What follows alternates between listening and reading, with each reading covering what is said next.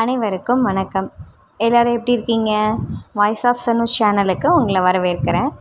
இன்றைக்கி நம்ம பார்க்க இருக்கிறது மகாபாரதம் ஆதிபருவம் பகுதி 39ங்க. வாங்க பார்க்கலாம். ஆதிபருவத்தில் பகுதி 39 39. வேந்தர்களில் சிலர் வில்லையும் அம்புகளையும் அருகில் வந்து உத்து பார்க்குறாங்க. வியப்பின் அறிகுறி அவங்களோட முகங்களில் தாண்டவமாடியது. ஒன்றும் பேசாமல் பின்வாங்குறாங்க. மேலும் சிலர் வில்லை கையில் தூக்கி பார்க்குறாங்க. அஞ்சி அவர்களும் பின்வாங்குறாங்க. சிசுபாலன் மற்றும் ஜராசந்தன் என்னும் அரசர்கள் அந்த வில்லை தூக்கி அதில் அம்பை ஏற்றி இலக்க அடிக்க முயன்றாங்க. ஆனால் பெரும் தோல்வி அடைகிறாங்க. பகட்டே வடிவாக தெரிந்த துரியோதனன் உறுதியான தீர்மானத்தோடு இலக்கை நோக்கி அடித்தான். ஆனால் அதில் அவனும் வெற்றி பெறலை. கர்ணனுடைய முயற்சி மிக நேர்த்தியாக இருந்தது. மேடையை நோக்கி அவன் ஒரு வேங்கையை போன்று கம்பீரமாக நடந்தான். சுழன்று கொண்டிருந்த சக்கரத்தின் துவாரத்தின் வழியாக அம்பை அவன் சிரமம் ஏதுமின்றி செலுத்தினான். ஆனால் இலக்கை மட்டும் அடிக்க அவனால் முடியலை. போட்டிக்கு வந்த மன்னர்கள் அனைவரது முயற்சியும் தோல்வியில் முடிந்தது. சுயம்வரம் தோல்வியடையும் போல தென்பட்டது. திருஷ்டத்யும்னன் மீண்டும் ஒரு முறை மேடையில் வந்து பிரகடனம் பண்ணினான். இவ்வளவு நேரம் நடந்த போட்டியானது நாட்டை ஆளும் வேந்தர்களுக்கு என்று ஒதுக்கி வைக்கப்பட்டிருந்தது. இனி இது அனைவருக்கும் பொதுவாக அமையுது.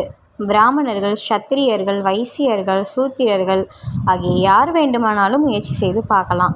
வில்லால் இலக்க அடிக்கின்றவங்களுக்கு என் சகோதரி மனைவி ஆவாள்னு அறிவிக்கிறான். பிராமணர்கள் கூட்டத்தில் இருந்து ஒருவன் எழுந்து நின்றான். அவனுக்கு பலர் உற்சாகம் ஊட்டினாங்க. வேறு சிலர் அவனை அதட்டி உட்கார சொன்னாங்க. ஆனால் அவன் அர்ஜுனன் என்பதை கிருஷ்ணன் அறிந்து கொண்டான். திரௌபதியோட விவாகம் நிச்சயமாக நடைபெறப் போகுதுன்னு கிருஷ்ணன் எண்ணினான். கூட்டத்தில் இருந்து வந்தவனுடைய நடையில் ராஜ ரீதி மிளிர்ந்தது. வில்லையும் அம்புகளையும் நெருங்கி அதுக்கு தலை வணங்கினான். பின்பு வில்லை கையில் எடுத்து ஓசையை கிளப்பினான். பிறகு ஒன்றன் பின் ஒன்றாக 5 அம்புகளையும் எய்தான். மீன் போன்று அமைக்கப்பட்டிருந்த குறியானது கீழே தரையில் விழுந்தது. பிராமணனாக வேடம் போட்டு வந்திருந்த அர்ஜுனன் வெற்றி பெற்றான். கொட்டகை முழுவதிலும் திடீரென்று கர்ஜனை முழங்கியது.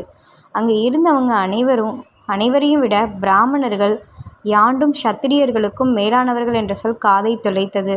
திரௌபதி அன்னப்பறவைக்கு நிகராக மெதுவாக நடந்து வந்து பிராமண வாலிபன் நின்று கொண்டிருந்த இடத்தை அணுகி அவனுக்கு மாலை சூட்டினாள். அப்போது சங்குகள் ஒலித்தன, துத்தாரிகள் கதறின, பேரிகைகள் கொட்டின, காலங்கள் கத்தின, தம்பட்டங்கள் அடித்தன, வாத்திய முழக்கங்கள் வானை எட்டியது. தம்பதிகள் மீது பூக்கள் தூவப்பட்டது.